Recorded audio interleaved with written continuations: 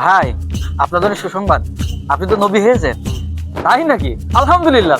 আচ্ছা হুজুর, তাহলে আমি কিভাবে নবী হলাম? ওই যে এক বক্তা বলেছে যে নবীরা নাকি সাংবাদিক ছিল, যেহেতু তার এই যে খবর নিয়ে আসতো আল্লাহর কাছে, তাহলে সাংবাদিকরা যেহেতু খবর দেয়, তাহলে সাংবাদিকরা তো নবী। আস্তাগফিরুল্লাহ, আস্তাগফিরুল্লাহ। আলেমুল আমারা যদি এসব ভুলভাল কথাবার্তা বলে, তাহলে আমরা সাধারণ আম পাবলিক কি শিখবো এর থেকে? হ্যাঁ, আস্তাগফিরুল্লাহ।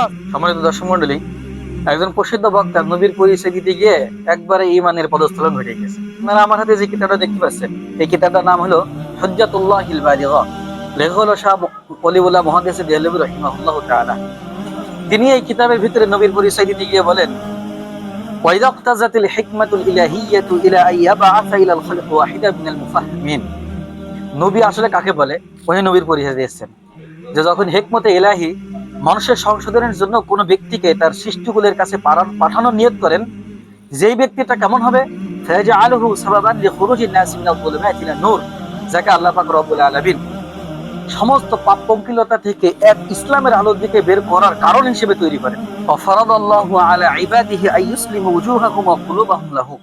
এবং আল্লাহ পাক রব্বুল আলামিন তার সমস্ত বান্দার প্রতি এটা আবশ্যক করেছেন যে তারা তাদের সত্তা এবং অন্তর দিয়ে তার প্রতি অনুগত থাকবে। وتأكد في الملأ الأعلى الرضا عمن قاد له وانضم إليه।